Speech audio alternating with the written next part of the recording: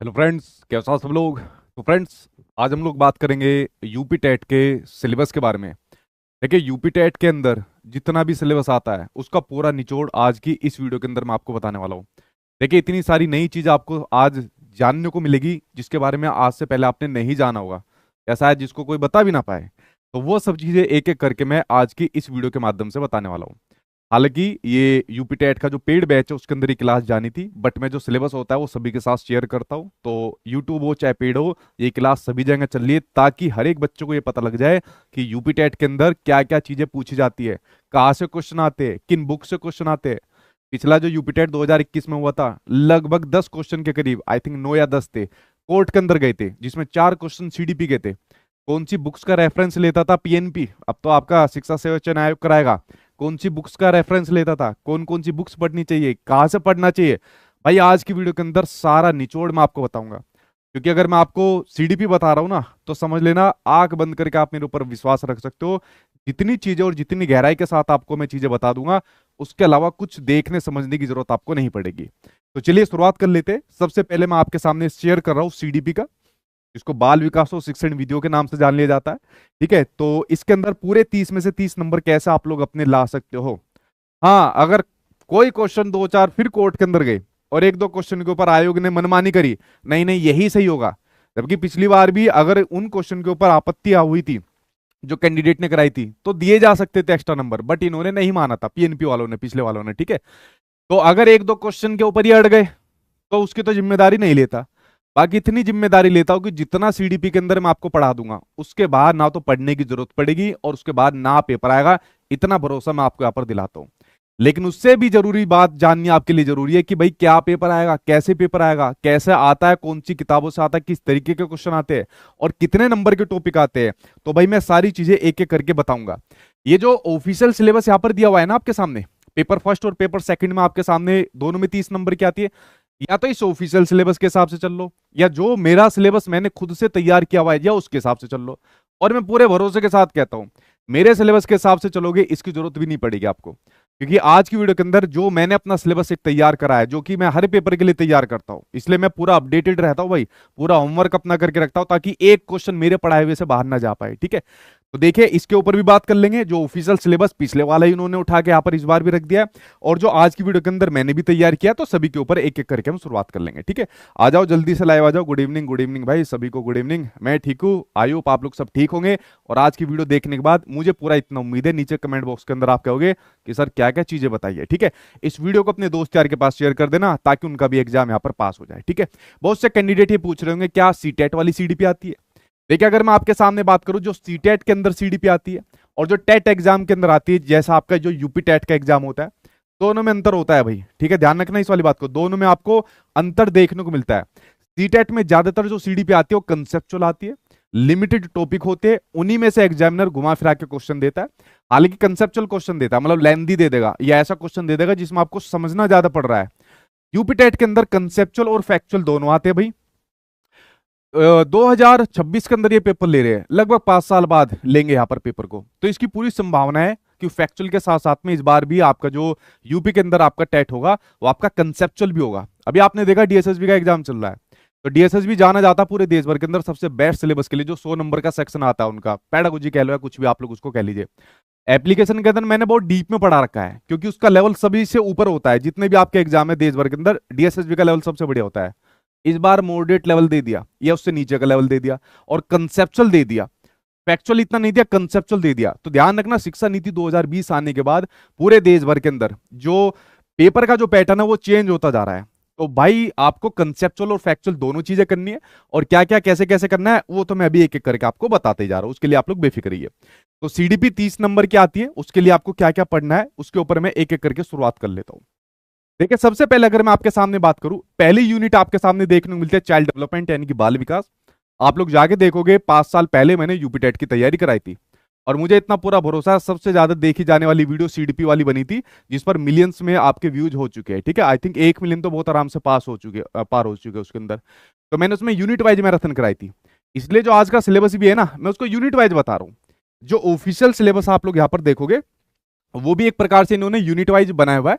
लेकिन मैं आपसे बिल्कुल कहूंगा, पूरे भरोसे के साथ, पूरी ईमानदारी के साथ कहूंगा, जो मैं आज की वीडियो के अंदर आपको बता रहा हूं उसके ऊपर आपको ज्यादा ध्यान देना है, ठीक है। जो मैं आज की वीडियो के अंदर आपको यहाँ पर बता रहा हूँ, ठीक है, इसको आप लोग यहाँ पर समझिए।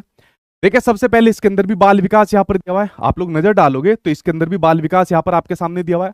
अब देखिए बाल विकास के अंदर मैंने आपके सामने लिखा है जितने भी प्रीवियस ईयर के क्वेश्चन थे उसका मैंने एनालिसिस यहाँ पर किया, ठीक है। जितने भी प्रीवियस ईयर के क्वेश्चन थे एनालिसिस यहाँ पर किया, 2021 का किया, 19 का किया, 17 का यहाँ पर किया।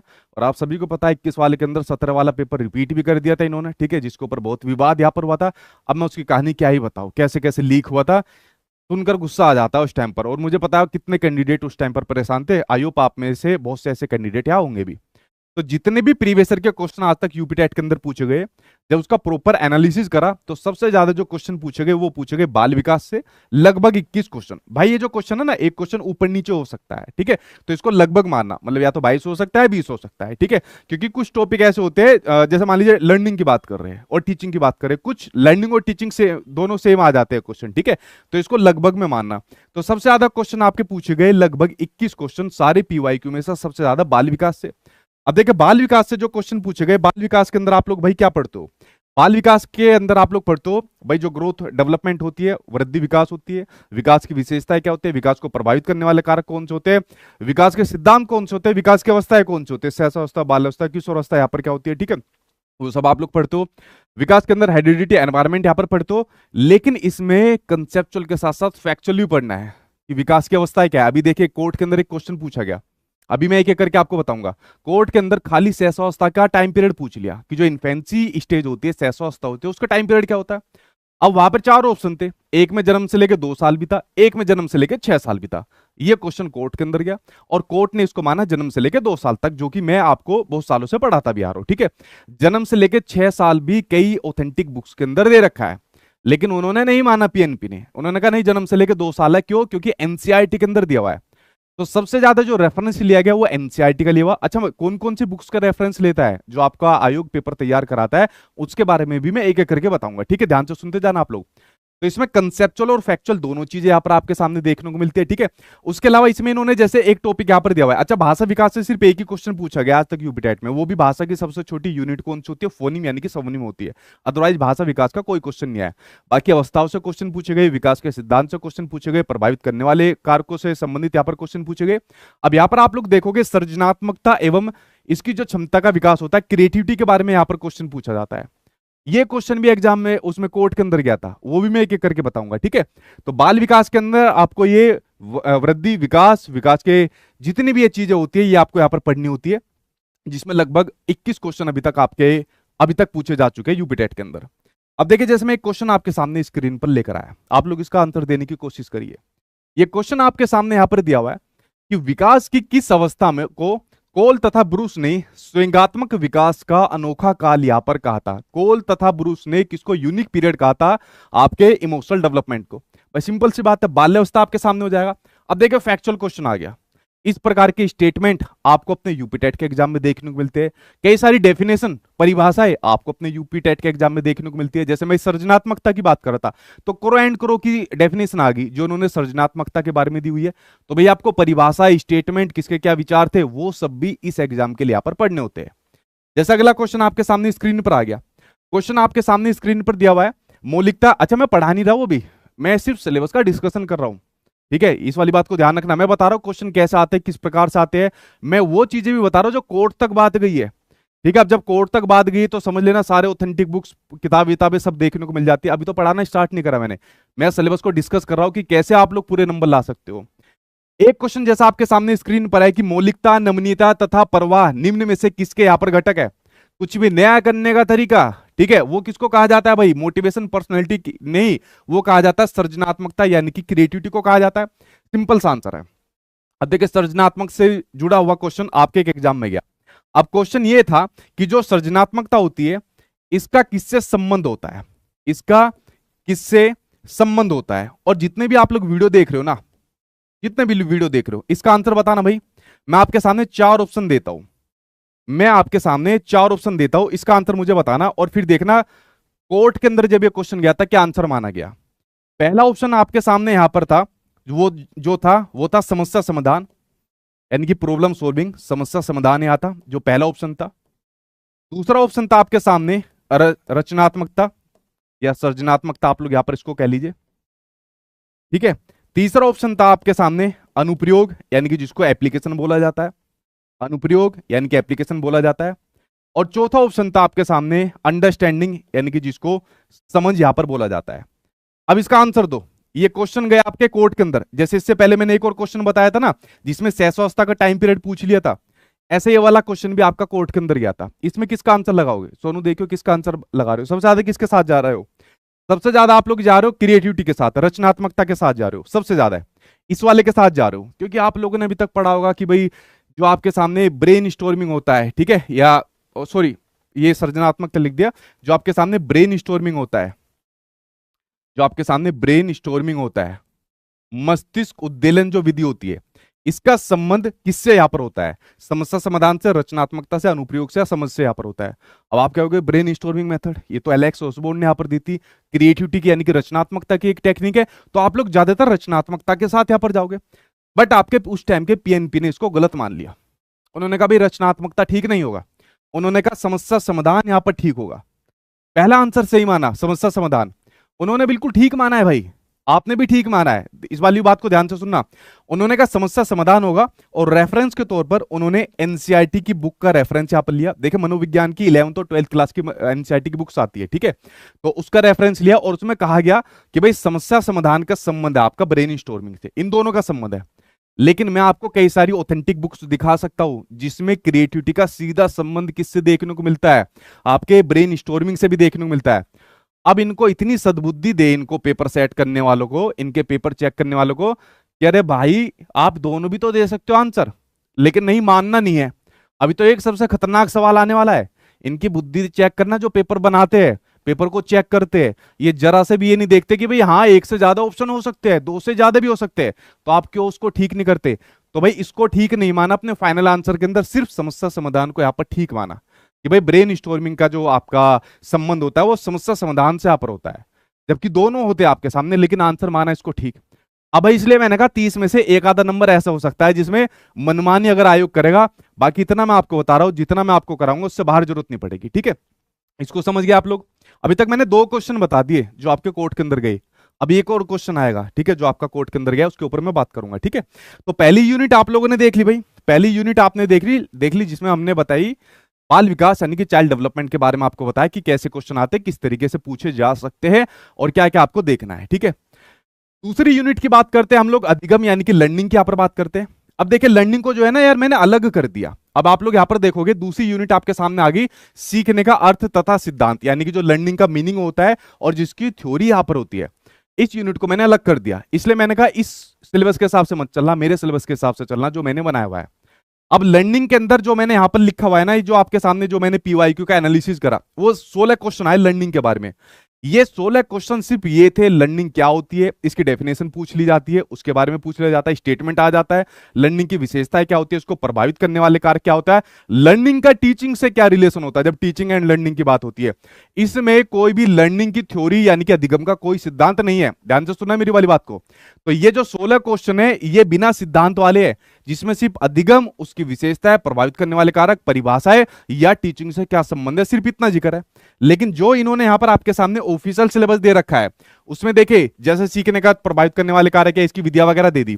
इसमें आप लोग जब इनके सिद्धांत देखोगे, जैसे थोर्नडाइक का आपके सामने पूछ लिया जाता है, पेवलोव का पूछ लिया जाता है, बीएफ स्किनर का आपके सामने पूछ लिया जाता है, कोलर भी आपके सामने आ गया, पियाजे भी आपके सामने आ गया, वाइगोस्की भी आ गया। वाइगोस्की अभी तक यूपी टेट में नहीं आया, इसका मतलब ये नहीं है कि इस बार भी नहीं आएगा, तो वाइगोस्की अभी तक नहीं आया, बाकी सारे खूब आ चुके हैं, ठीक है। अब ये सिद्धांत आपके सामने पूछ लिए, अब ये अधिगम के सिद्धांत यहां पर पूछ लिए। अब देखिए इसके अंदर आपके व्यवहारवादी मनोवैज्ञानिक भी आ गए, इसके अंदर आपके संज्ञानवादी भी आ गए, इसके अंदर आपके रचनावादी मनोवैज्ञानिक भी आ गए। इसलिए मैंने सारे मनोवैज्ञानिकों को कर दिया अलग, सिर्फ एक यूनिट बनाई, उस यूनिट के अंदर सिर्फ लर्निंग के बारे में चीजें, जिसमें लगभग 16 क्वेश्चन के करीब आज तक पूछे गए और बड़े बेसिक से क्वेश्चन पूछे जाते हैं। मतलब ऐसे, मतलब मैं बात करूं ना यूपी टेट का एग्जाम ऐसे लड्डू से क्वेश्चन पूछे जाते हैं। और मेरी कोशिश है कि आपको इस प्रकार से मैं पढ़ाऊंगा कि वो खाली यूपी टेट तक ना रहे, ठीक है, वो सुपर टेट में आपको पूरा हेल्प करे। तो जो भी मेरे से पढ़ेगा, चाहे वो पेड बैच में पढ़ रहा हो या जब यूट्यूब पर फ्री क्लास होगी, तो अपना लेवल बढ़ा के रखना भाई, यूपी टेट तक सीमित मत रहना, उस लेवल का मैं आपको यहाँ पर पढ़ाऊंगा, उसके लिए बेफिक्र रहना। अब देखो क्वेश्चन क्या पूछा, अधिगम हेतु निम्न में से क्या सर्वाधिक यहाँ पर आवश्यक होता है, अधिगम हेतु निम्न में से क्या सर्वाधिक आवश्यक होता है। ये क्वेश्चन भी गया आपका कोर्ट के अंदर। सबसे ज्यादा विवाद अगर मैं कहूं टीचिंग एग्जाम के अंदर, टॉप 3 क्वेश्चन निकालने हैं जिन पर सबसे ज्यादा आज तक विवाद हुआ है, ये वाला क्वेश्चन आपको देखने को मिलता है। अलग अलग राज्यों के अलग अलग विचार है इस क्वेश्चन के ऊपर, और ये क्वेश्चन कई राज्यों के कोर्ट के अंदर घूम के आ चुका है। अब बताओ इसका आंसर क्या होगा भाई। Which of the following is most essential for learning, यानी कि अधिगम हेतु निम्न में से क्या सर्वाधिक आवश्यक है। क्या वो गाइडेंस है, निर्देशन है, परिपक्वता है, रुचि है, अभिप्रेरणा है। बताओ गाइडेंस, मैच्योरेशन, इंटरेस्ट या मोटिवेशन। देखिए सोनू क्या आंसर देंगे, बताना भाई इसका क्या आंसर हो यहां पर हो जाएगा। देखिए सबसे महत्वपूर्ण जो आपका पिछली बार आंसर माना वो माना मोटिवेशन यानी कि अभिप्रेरणा को आंसर यहां पर माना।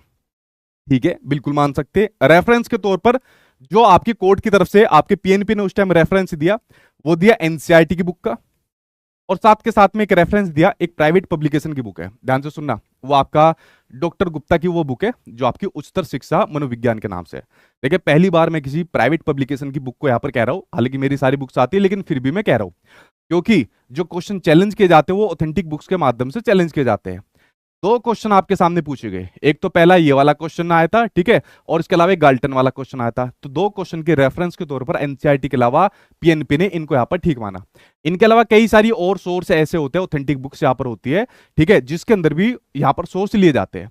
बट अब इस बुक को पढ़ने मत बैठ जाना कि नहीं सर ने बता दी तो इसी को पढ़ोगे, क्योंकि जितनी चीजें मैंने आपको दे रखी है ना उसके अंदर अनेक किताबों का कंटेंट है, और आपके लिए क्वेश्चन चैलेंज करना होगा, सबसे ऑथेंटिक सोर्स होगा उसके लिए मैं बैठा हूं, ठीक है, उसके लिए बेफिक्र रहना। लेकिन मैं इसको बता देता हूं ताकि दिक्कत ना आए, ठीक है। और ये चीज शायद आप में से बहुत से लोगों को पता भी नहीं होगी कि अगर क्वेश्चन कोई चैलेंज करता है, आयोग को आपके चैलेंज करता है, तो आयोग ऑथेंटिक बुक्स का सोर्स लेता है और उसका रेफरेंस देकर बताता है कि भाई इसका ये वाला आंसर ठीक है। तो आयोग ने इसका आंसर जो ठीक माना वो ठीक माना मोटिवेशन यानी कि अभिप्रेरणा ठीक माना।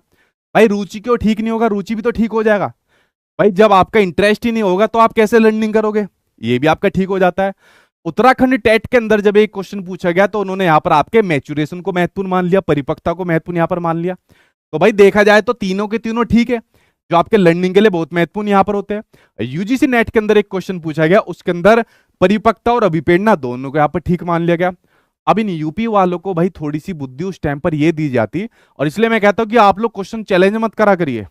चैलेंज करने के लिए मैं बैठा हूं क्योंकि मुझे पता है कौन सी ऑथेंटिक बुक में से कौन सा सोर्स यहाँ पर दिया जा सकता है। आपके पैसे खराब होंगे उस क्वेश्चन को चैलेंज करने में, ठीक है, इस वाली बात को ध्यान रखना। अब इनको जरा उस टाइम पर यह बुद्धि दी जाती कि मालिक तीनों के आंसर ठीक कर देते। सीबीएसई भी कभी कभी जो है ना जेड का ऑप्शन देता है, जेड का मतलब होता है सारे ऑप्शन को ठीक यहाँ पर मान लेता है। तो मालिक आप भी दे देते, एक आंसर तो बिल्कुल ठीक नहीं बैठ रहा अभी पेड़ना का, आपने दो बुक्स का यहाँ पर रेफरेंस दे दिया, मैं 4 बुक का और रेफरेंस यहाँ पर दे दूंगा जिसके अंदर बाकी के ऑप्शन भी यहाँ पर ठीक है। लेकिन मनमानी अगर करनी हो तो भाई फिर तो करी जा सकती है। तो सबसे विवाद रहा इस वाले क्वेश्चन के ऊपर भी। ये उत्तराखंड टेट के अंदर आगे एक और स्टेट के कोर्ट के अंदर गया था, मेरे नाम ध्यान नहीं आ रहा उस टाइम पर जब ये गया था। ये कई राज्यों के कोर्ट के अंदर घूम के आ चुका है वाला क्वेश्चन, और हर एक एग्जाम में देखने को यहाँ पर मिल जाता है। तो आंसर उन्होंने इसका मोटिवेशन यानी कि अभिप्रेरणा ठीक माना, ऑफिशियल तौर पर जो कोर्ट के अंदर भी एविडेंस यहाँ पर उन्होंने दिए, बट दोनों आंसर भी यहाँ पर बिल्कुल इसके ठीक हो जाते हैं। तो इसलिए मैंने कहा कि एक आधे नंबर अगर आयोग अपनी जिद पर अड़ गया तो आपके कट जाएंगे, अदरवाइज मैं आपके कटने नहीं दूंगा किसी भी प्रकार से नंबर, ठीक है, इस वाली बात को समझ गए। अब देखिए अगली यूनिट आपके सामने आ गई, जितने भी साइकोलॉजिस्ट है, जितने भी मनोवैज्ञानिक है, उसके बारे में हम बात करेंगे।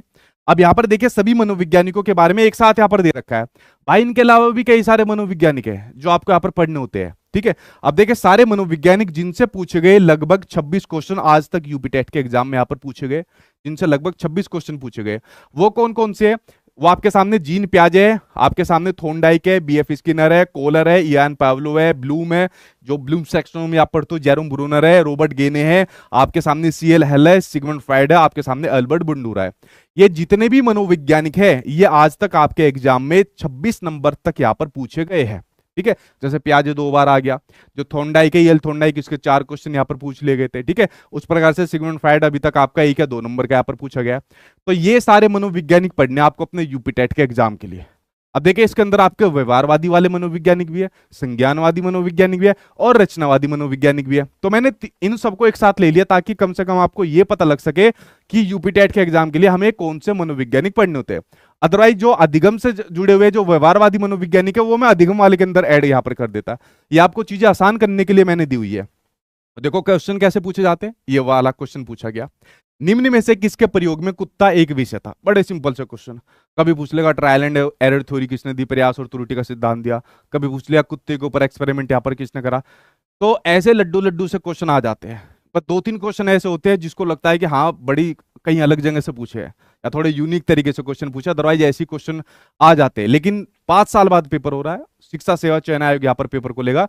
मुझे पूरा उम्मीद है लेवल इस बार यहाँ पर आपका अच्छा देखने को मिलेगा।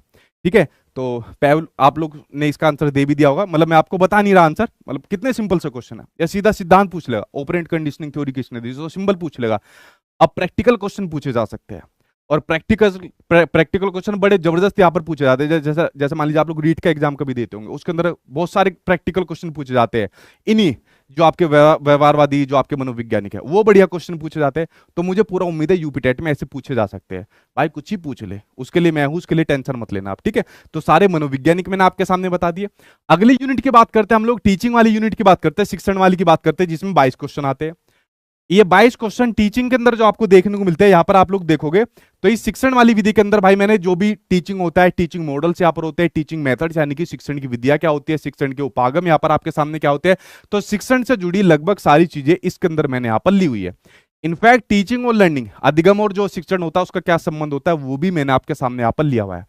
ठीक है, अब देखिए क्वेश्चन आपके सामने टीचिंग से जुड़ा हुआ कैसा आ सकता है। जैसे मान लीजिए कोई विधि पूछ लेगा, मान लीजिए आपके सामने प्रोजेक्ट मेथड पूछ लेगा, परियोजना विधि पूछ लेगा, खेलकूद विधि यहाँ पर पूछ लेगा, टीचिंग से संबंधित उसकी विशेषता यहाँ पर पूछ लेगा। जैसे एक क्वेश्चन आपके सामने यहाँ पर स्क्रीन पर दिया हुआ है, ये क्वेश्चन क्या दिया हुआ है, ये दिया हुआ है कि स्मृति स्तर एवं बोध स्तर, यहाँ पर आपके सामने कौन सा है, मेमोरी लेवल, और आपके सामने अंडरस्टैंडिंग लेवल। अब आप सभी को पता होगा कि भाई टीचिंग के आपके सामने 3 लेवल होते हैं। ठीक है, जो आपके सामने जो टीचिंग होती है, टीचिंग के आपके सामने कितने लेवल होते हैं, इस टीचिंग के आपके सामने होते हैं 3 लेवल होते हैं। तो जब मैं बात कर रहा था, अरे यार कहा गया हमारा, इस टीचिंग के जो होते हैं कितने लेवल होते हैं, अगर मैं बात करूं टीचिंग लेवल की बात करूं तो टीचिंग के जो लेवल होते हैं 3 लेवल होते हैं। आप ध्यान से सुनना, इसमें बड़े अच्छे क्वेश्चन भी कभी कभी पूछ लेता है जो आपका एग्जामिनर पूछता है। पहला लेवल आपके सामने दे दिया भाई मेमोरी लेवल, पहला लेवल आपके सामने दे दिया क्या, मेमोरी लेवल, यानी कि जो आपका स्मृति स्तर होता है, जिसमें चीजों को सिर्फ याद किया जाता है। ठीक है, जिसमें रोट लर्निंग होती है, जो आपका स्मृति स्तर होता है, ये आप लोगों ने पढ़ा होगा। दूसरा स्तर आपके सामने होता है अंडरस्टैंडिंग लेवल, दूसरा होता है आपके सामने अंडरस्टैंडिंग लेवल। अंडरस्टैंडिंग लेवल यानी कि जो आपका बोध स्तर यहाँ पर होता है, जिसमें चीजों को यहाँ पर समझा जाता है, अब रटा नहीं जाता, याद नहीं किया जाता। एंड लास्ट होता है सबसे उच्च स्तर जो होता है, वो होता है आपके सामने रिफ्लेक्टिव लेवल होता है। कौन सा होता है, रिफ्लेक्टिव लेवल होता है। रिफ्लेक्टिव थिंकिंग से भी यूपी टेट में अभी आज तक एक क्वेश्चन जरूर पूछा गया है। ठीक है, एक क्वेश्चन आया हुआ है सिर्फ रिफ्लेक्टिव थिंकिंग से। ये आपका रिफ्लेक्टिव लेवल होता है, यानी कि जो आपका चिंतनशील स्तर होता है, सबसे उच्च स्तर यहाँ पर होता है, जिसमें बच्चा खुद क्रिटिकल थिंकिंग करके यहाँ पर चीजों का समाधान कर रहा होता है।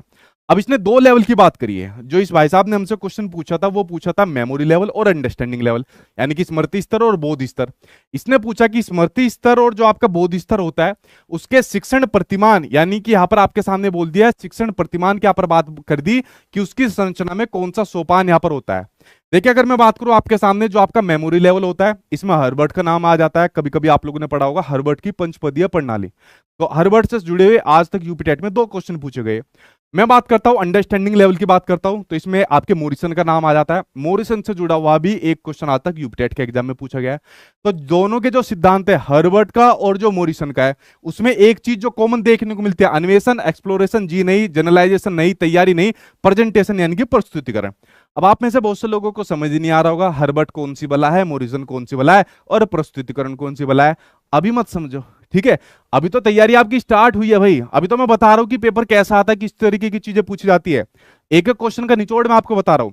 अगर आप कहो तो मैं एक सीडीपी का पिछले साल का पूरा पेपर का एनालिसिस करा दूं। कितने लोग चाहते हैं वो कमेंट बॉक्स के अंदर बताइए कि जो पिछले साल सीडीपी का पेपर आया था मैं उसको एनालिसिस यहां पर करा दूं। ठीक है, हालांकि मैंने सोचा था आज की क्लास खत्म होने के बाद फिर मैं पेड क्लास के अंदर बताऊंगा और आपकी क्लास फिर मैं होली के बाद स्टार्ट करा दूंगा। अगर आप चाहते हो तो मैं पूरा का पूरा पेपर का एनालिसिस करा दूंगा कि कैसे किस प्रकार के क्वेश्चन यहां पर पूछे गए। वो कमेंट बॉक्स के अंदर हाथ खड़े कर दीजिए जिनको यहां पर पूरा क्वेश्चन समझना है। ठीक है, चलिए यहां तक आप लोग समझ गए। अब देखिए, अब हम बात करते हैं बाकी के चैप्टर के ऊपर बात करते हैं। वीडियो बहुत ज्यादा बड़ी हो जाती, इसलिए बाकी के चैप्टर के बारे में मैंने यहां पर नंबर के साथ लिखा हुआ है।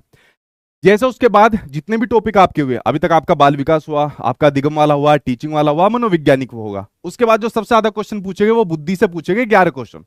अब इसको ये मत सोचना सीटेट की तरह होता है जिसमें बुद्धि या बुद्धि की विशेषता पूछ लेगा, बुद्धि से जुड़ा एक मनोवैज्ञानिक हार्वर्ड गार्डनर पूछ लेगा, और बुद्धि से संबंधित आईक्यू टेस्ट पूछ लेगा। भाई इसमें सब आता है, बुद्धि के सारे सिद्धांत आते हैं, बुद्धि से जुड़ी परिभाषा आपको देखने को मिलती है, तो सब आता है इसमें बुद्धि के अंदर। ठीक है, ये आज तक 11 क्वेश्चन इसके अंदर पूछे गए। अगला आता है व्यक्तित्व यानी कि पर्सनैलिटी वाला, जिसमें 9 क्वेश्चन आज तक आपके सामने पूछे गए। और इन दोनों के लिए जो सबसे बढ़िया सोर्स है ना, एनसीईआरटी सबसे बढ़िया सोर्स है। एनसीईआरटी की जो बुक्स होती है ना सबसे बढ़िया 11th और 12th क्लास की मनोविज्ञानिक की बुक होती है। अच्छा, मैं अभी एक एक करके आपको बुक्स भी बताऊंगा। देखो, मैं आपको वो किताबें भी बता रहा हूं कि जब कोर्ट के अंदर क्वेश्चन चला गया, जब आपके आयोग को क्वेश्चन को चैलेंज करना है, तो कौन सी ऑथेंटिक बुक्स का यहाँ पर सोर्स लिया जा रहा है। क्या ये चीज आज आपको आज से पहले कभी पता थी, या कभी आप लोगों ने कहीं से सुनी थी? ये वाली चीजें नहीं पता होगी भाई, क्योंकि इतनी गहराई में जाकर नहीं पता होगी, मतलब जो आपको ये चीजें बता पाए। तो 2021 में जो मैंने तैयारी कराई थी, जब तो मैं अकेला था, अब तो मैं टीम के साथ हूँ। ठीक है, तो इस वाले सब्जेक्ट को तो आप लोग हमेशा से मेरे ऊपर छोड़ सकते हो, बेफिक्र रहना। आपको कोई एनसीईआरटी नहीं पढ़नी, कुछ नहीं करना, लेकिन ऑथेंटिक सोर्स जरूर देख लेने। मान लीजिए आप लोग सेल्फ स्टडी भी कर रहे हो कि कौन सी चीज कहां से पूछी जाती है। ठीक है, तो इसमें व्यक्तित्व के बारे में सभी चीज आ जाती है। इनफैक्ट व्यक्तित्व से जुड़ा एक क्वेश्चन भी कोर्ट के अंदर गया था। ठीक है, अगर आप कहोगे जितने हाथ आप लोगों के यहाँ पर खड़े हो रहे हैं, तो मैं एक पेपर का एनालिसिस यहाँ पर करा दूंगा, क्योंकि आपके बहुत हाथ यहाँ पर खड़े हो गए। उसमें मैं बता दूंगा कौन कौन से क्वेश्चन कोर्ट के अंदर गए, कैसे कैसे माना, क्योंकि कई सारे तो आज ही मैंने आपको बता दिए। ठीक है, समावेशी इंक्लूसिव एजुकेशन से 5 क्वेश्चन आए। इस इंक्लूसिव एजुकेशन के अंदर मैंने जो बालक होता है, बच्चा होता है, ठीक है, चाहे वो बच्चा सामान्य हो, प्रतिभाशाली बच्चा हो, दिव्यांग बच्चा हो, किसी भी प्रकार का बच्चा हो, वो सारे इसके अंदर रखे हुए हैं। ठीक है, तो टीचर बच्चों को कैसे पढ़ा सकता है उसको मतलब कह सकते हो कंसाइज वे में करके इंक्लूजन वाले में रख दिया, समावेशन वाले में रख दिया। अभिप्रेरणा यानी कि जो मोटिवेशन वाला चैप्टर है, उसमें 4 क्वेश्चन पूछे गए, और विलियम मैकडूगल ने तो हल कर दी। 3 बार आए विलियम मैकडूगल, जिन्होंने अपना मूल प्रवृत्तियों का यहाँ पर सिद्धांत दिया था। ठीक है, तो ये मोटिवेशन वाले चैप्टर के अंदर यहाँ पर आपको देखने को मिलेगा। एक बार एब्राहम मैस्लो भी आए थे, मतलब मैच द फॉलोइंग करके क्वेश्चन आया हुआ था, उसमें एब्राहम मैस्लो का भी जिक्र था। तो मतलब 2 थ्योरी आ गई आपकी, मूल प्रवृत्तियों का सिद्धांत आ गई, और उसके सामने एब्राहम मैस्लो की भी आपके सामने आ गई। ठीक है, और जो ये बाकी मनोविज्ञानिकों के अलावा जितने भी मैं आपके सामने मनोवैज्ञानिक बता रहा हूं, ये हर एक पर्टिकुलर चैप्टर के अंदर अलग अलग यहाँ पर दी हुई है। ठीक है, उसके अलावा मेमोरी, इससे यहाँ पर 3 क्वेश्चन आ गए भाई। मेमोरी यानी कि स्मृति से, या एक क्वेश्चन तो विस्मृति से आया, यानी कि भूलने से संबंधित भी आया, तो मेमोरी से 3 क्वेश्चन आते हैं। आपके संविधान से 2 क्वेश्चन पूछे गए। एक तो वही पूछा गया 6 साल से लेकर 14 साल तक के बच्चों के अधिकार की बात कही कि भाई किस आर्टिकल के अंदर है, तो आपको पता है 21A के अंदर है। एक आपका शिक्षक का मौलिक अधिकार पूछा गया। तो 2 क्वेश्चन आज तक आपके सामने यूपीटेट से भी पूछे गए। इसलिए मैंने कहा खाली भाई यूपीटेट के ऊपर फोकस नहीं करना, तैयारी ऐसे करनी है, या मैं आपको ऐसे कराऊंगा ताकि सुपर टेट के एग्जाम में भी आपको हेल्प यहाँ पर मिल जाए। तो कितने लोग चाहते हैं कि मैं यूपी टेट के लेवल के हिसाब से पढ़ाऊं या सुपर टेट के लेवल के हिसाब से पढ़ाऊं? कितने भी चालो पढ़ाऊंगा तो मैं हाई लेवल के हिसाब से, ताकि एग्जाम आने के बाद सीडीपी तो आपको बच्चा लगे, लड्डू लगे। ठीक है, उसके अलावा भाई आपके सामने चिंतन से 2 क्वेश्चन आए। जैसे एक क्वेश्चन मैंने बता दिया रिफ्लेक्टिव थिंकिंग से आया, और एक क्वेश्चन आपका क्रिएटिविटी और थिंकिंग के बारे में यहाँ पर संबंध दिया हुआ था, वो क्वेश्चन आया। 2 क्वेश्चन आपके सामने है सांख्यिकी से, एक क्वेश्चन तो सांख्यिकी वाला था, और एक क्वेश्चन था मीन, मोड और मीडियन वाला क्वेश्चन था। तो ये आपके सामने ऐसे 2 क्वेश्चन आए थे। एक क्वेश्चन आपके सामने संवेदना वाला यहाँ पर आया था, सिर्फ एक क्वेश्चन, और एक क्वेश्चन सिर्फ मनोविज्ञान से पूछा गया था, वो भी एजुकेशनल साइकोलॉजी। देखिए जो आप लोग पढ़ रहे होते हैं ना मनोविज्ञान, मतलब यार मनोविज्ञान समुद्र है एक तरीके का, उस मनोविज्ञान में से यानी कि उस साइकोलॉजी में से सिर्फ आप शिक्षा मनोविज्ञान पढ़ते हो, यानी कि एजुकेशनल साइकोलॉजी पढ़ते हो। सिर्फ एक क्वेश्चन यहाँ पर पूछा गया है। बहुत से कैंडिडेट पता है क्या काम करते थे, बहुत साल पहले की बता रहा हूं, दुनिया भर का मनोविज्ञान पढ़ते थे, ये भी पढ़ो वो भी पढ़ो। अरे भाई आज तक सिर्फ एक क्वेश्चन पूछा गया है, जो मनोविज्ञान के इतिहास और इसके बारे में सारी चीजों को यहाँ पर देखा जाता है। ठीक है, तो पढ़ना है नो डाउट, लेकिन मनोविज्ञान एजुकेशनल साइकोलॉजी पढ़नी है, और एजुकेशनल साइकोलॉजी के अंदर ये सारे चैप्टर आपके सामने आते हैं। तो आपको जब तक सिलेबस नहीं पता होगा, आपको पता ही नहीं होगा कौन सा क्वेश्चन आ रहे, किस प्रकार के आते हैं, कौन सा चैप्टर ज्यादा आता है, तो भाई दिक्कत हो जाएगी। इसलिए सीधा पढ़ना स्टार्ट मत करा करिए, कहीं से भी पढ़िए अगर आप लोग, ठीक है, तो सीधा मत करिए, पूरा निचोड़ कर लो, पोस्टमार्टम कर दो सब्जेक्ट का कि भाई कहां से कौन कौन सा क्वेश्चन किस प्रकार से पूछा गया है। ये सारी मुझे मुजबानी याद है, क्योंकि 2021 की तैयारी बहुत जबरदस्त कराई थी, उससे पहले वाले शायद 19 वाला था, उसकी तैयारी बहुत जबरदस्त यहाँ पर कराई थी। तो इनकी तैयारी मैं बहुत पहले करा चुका हूँ, पूरा अनुभव है कि किस प्रकार से कहां से क्वेश्चन आते हैं, किन बुक्स के रेफरेंस के माध्यम से चीजें पूछी जाती है। ठीक है, तो उसके लिए आप लोग यहाँ पर बिल्कुल बेफिक्र रहना। तो जो मैंने आपके सामने, मैं बताऊंगा आपको क्या क्या सोर्स आपको चाहिए। तो मैंने जो यहाँ पर ऑफिशियल सिलेबस दिया हुआ है ना, इस ऑफिशियल सिलेबस को कर दिया अलग, और जो मेरा खुद का सिलेबस है ना, उस खुद के सिलेबस को यहाँ पर मैंने आपके सामने बताया। अच्छा बताओ कैसा लगा सिलेबस? ये पूरा एनालिसिस करा कि कौन से क्वेश्चन किससे ज्यादा आए, कौन सा चैप्टर ज्यादा पूछा जा रहा, कौन से क्वेश्चन कोर्ट के अंदर गए। तो मेरे वाला तरीका अच्छा लगा है, जो इन्होंने सिंपल सिलेबस दे रखा है वो वाला यहाँ पर अच्छा लगा, वो कमेंट बॉक्स के अंदर बताइए। अब बात करते हैं सोर्स की, कि भाई अगर आपको एग्जाम पास करना है तो क्या करना है। देखिए, आपके पास दो तरीके होते हैं। एक तरीका तो ये होता है कि सबसे पहले आपके सामने प्रीवियस ईयर के क्वेश्चन होने चाहिए। इस प्रीवियस ईयर के क्वेश्चन के अंदर एक तो आपके सामने यूपी टेट के तो सारी होनी चाहिए, और यूपी टेट के अलावा जो अदर स्टेट के जो टेट होते हैं वो भी महत्वपूर्ण होते हैं। जैसे हरियाणा टेट हो गया, उत्तराखंड टेट यहाँ पर हो गया, अदर स्टेट के मतलब मान लीजिए और अदर स्टेट के भी टेट के क्वेश्चन है वो भी आपके पास होने चाहिए, क्योंकि सभी टेट के जो एग्जाम होते हैं ना उसमें लगभग सेम सा पैटर्न यहाँ पर होता है। तो आपको प्रैक्टिस करने के लिए बहुत ज्यादा क्वेश्चन यहाँ पर मिल जाएंगे। तो सभी प्रीवियस ईयर के क्वेश्चन आपके पास होने चाहिए। एससीईआरटी बुक्स आपके सामने होनी चाहिए, लाइक जैसे बीटीसी की बुक्स में से बहुत कंटेंट आता है, बीएड वाली बुक्स में से बहुत कंटेंट यहाँ पर आता है। एक मैंने प्राइवेट पब्लिकेशन भी आपको बता दी, ठीक है। तो इसके अलावा भी कई सारी है, कितनी ढूंढोगे और कितनी पढ़ोगे, लेकिन फिर भी पढ़ना है तो पढ़ सकते हो भाई आप लोग।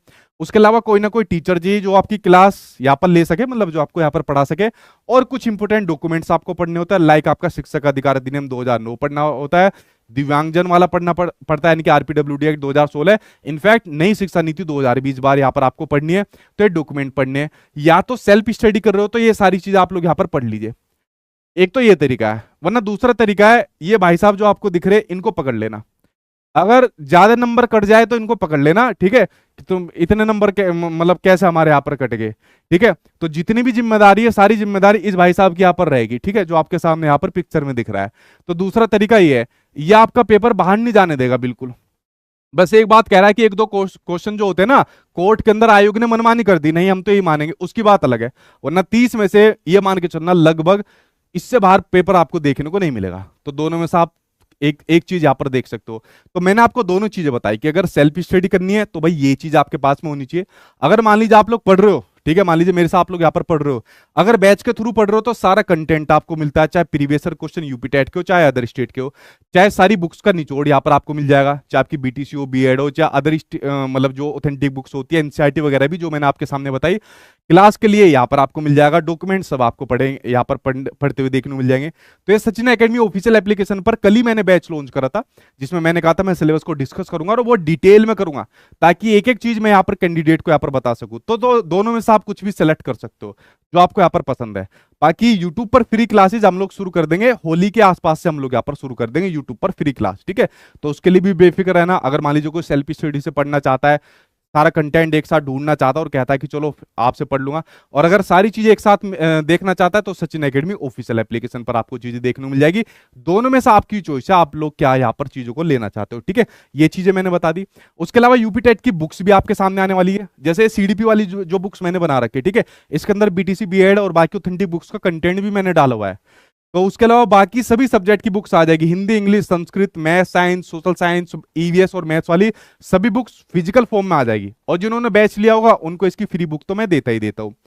उसके अलावा मैंने जो अपने नोट्स थे, ठीक है, जो पेड पिछली बार रहते थे वो फ्री में डलवाए हुए। और ध्यान रखना है जो नोट्स यहाँ पर बनाए हुए हैं ना, इसमें सीडीपी वाला सेक्शन है, उसमें बीटीसी और बीएड वाला कंटेंट भी मैंने डाला हुआ है। ऐसा नहीं है कि कुछ भी फ्री देना है तो कुछ भी उठा के यहाँ पर डाल दो, ये ऐसा कंटेंट मिलेगा नहीं। पता है कितनी जगह चोरी हो रही है इसकी, प्रिंटिंग प्रेस लगा के चोरी कर रहे हैं, इन निकम्मों के ऊपर कार्रवाई का हमको यहाँ पर करनी पड़ रही है। मेरे नोट्स मेरी बिना परमिशन के धड़ल्ले से बेचे जा रहे हैं ठीक है। तो अगर बुक्स आ जाएगी तो बुक्स से बढ़िया कुछ नहीं होगा जो मैं आपके लिए दूंगा, बैच के अंदर आप लोग उसको देख सकते हो। और फ्री वालों के लिए मैंने नोट्स डाले हुए, फ्री का कतई मतलब नहीं है कि कुछ भी उल्टा सीधा कंटेंट है, पूरी मेहनत के साथ कंटेंट दिया हुआ है, तो आप इसको यहाँ पर ले सकते हो। तो देखिए फ्रेंड्स, आज की वीडियो के अंदर मैंने एक एक करके आपके सामने सारी चीज बताई, और मुझे नहीं लग रहा इतनी डिटेल में कभी आप लोगों ने सुना होगा। इस सिलेबस को इतनी डिटेल में बताया जाता है, एक एक चीज बताई जाती है, एक एक क्वेश्चन के बारे में बताया जाता है, रेफरेंस दिया आपको सारे के सारे, आपको बताया कोर्ट के अंदर भी अगर चीज चलेगी तो आपको क्या करना है। तो सारी चीजें एक एक करके मैंने आपके सामने शेयर कर दी भाई। और ये 30 क्वेश्चन आप लोग मेरे ऊपर छोड़ सकते हो, अगर आप लोग कैसे भी पढ़ना चाह रहे हो तो आप लोग इसको मेरे ऊपर छोड़ सकते हो। तो सारी चीजें मैंने आपके सामने शेयर करी, बाकी आप लोगों की इच्छा है अब आप लोग किसके साथ यहाँ पर जाना चाहते हो। और आप लोगों ने कहा कि एक पेपर का एनालिसिस यहाँ पर मैं करा दूं, तो सीडीपी के जो पेपर का एनालिसिस होता है तो भाई वो भी मैं करा दूंगा, क्योंकि आपकी काफी डिमांड यहाँ पर आई। क्योंकि आज तो सिर्फ मैंने सिलेबस के बारे में डिस्कस करा है, सिलेबस के बारे में सारी जानकारी आपको दी है। अब अगर आप चाहते हो कि क्वेश्चन आंसर वाला एक मैं एनालिसिस करा दूं तो मैं 2-4 दिन में वो भी करा दूंगा कभी, क्योंकि अभी 1-2 दिन तक बाकी टीचर्स की भी उनकी भी डेमो क्लास चलने वाली है, सिलेबस को डिस्कस करने वाले हैं। और हमारी कल मीटिंग भी हुई थी, हमने बाकी सब्जेक्ट के ऊपर भी चर्चा करी कि मैं मान लीजिए ईवीएस है तो ये आता है, मैथ्स है तो ये आएगा, सोशल साइंस है तो ये यहाँ पर आता है। तो बेफिक्र रहिए, ठीक है। पूरा का पूरा निचोड़ मेरी गाइडेंस में आपको देखने को मिलेगा, चाहे किसी भी पेपर के लिए आप लोग मेरे आओगे मेरे पास में पढ़ने, ठीक है। उसके लिए बेफिक्र रहिए। कोई आपका सवाल बच जाता है तो जल्दी सवाल पूछ लीजिए। कुछ बच्चे कह रहे हैं कि सर आपका जो है ना कोर्स थोड़ा महंगा है।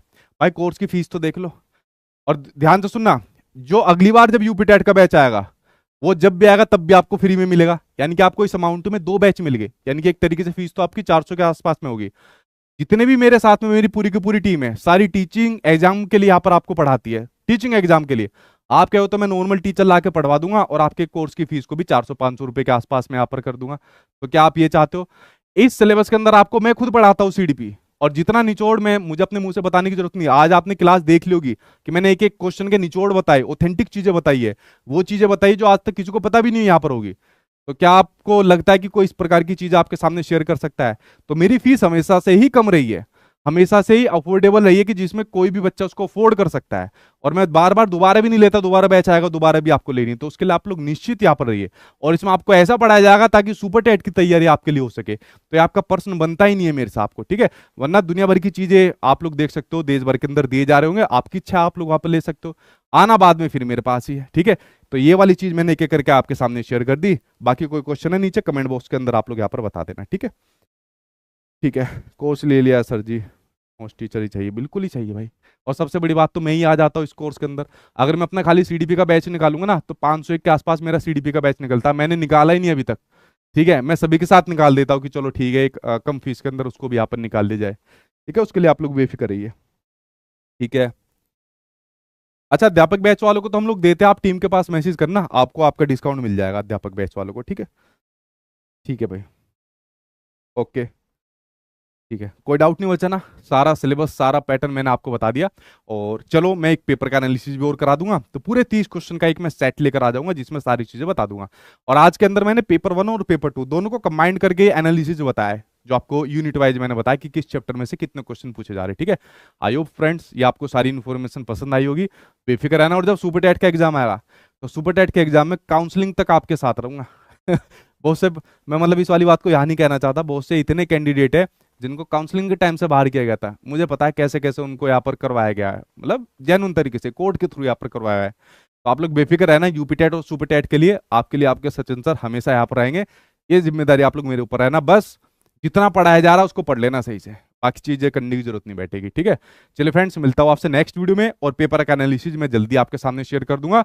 और मैं यूट्यूब और एप्लीकेशन दोनों पर, जैसा आज ये वाली क्लास दोनों पर चली जाएगी ना, तो वो भी दोनों के ऊपर चली जाएगी। फिर पेड वालों की क्लास शुरू हो जाएगी, आई थिंक 25 से इनकी क्लास यहाँ पर शुरू है, और फिर यूट्यूब वालों की हम शुरू कर देंगे होली के आसपास है, ठीक है। चलिए फ्रेंड्स, मिलता हूं आपसे नेक्स्ट वीडियो के अंदर। आई होप आपको सारी चीजें अच्छी यहाँ पर लगी होगी।